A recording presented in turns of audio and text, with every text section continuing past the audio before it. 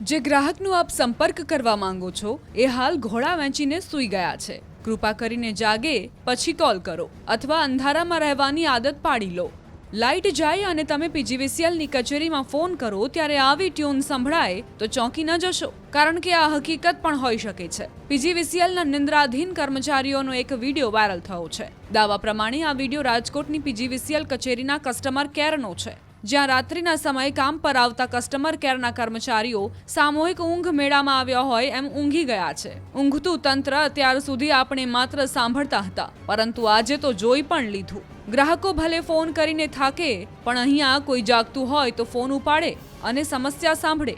કાગડા બધા કાળા ન હોય એમ અહીં પણ બધા જ કર્મચારી ઊંઘે છે એવું નથી. એકાદ બે લોકો જાગે છે પણ મોબાઈલમાં મશગુલ છે. શહેરના કનક રોડ પર આવેલા કસ્ટમર કેર સેન્ટરનો આ વિડીયો હોવાનો દાવો કરાઈ રહ્યો છે.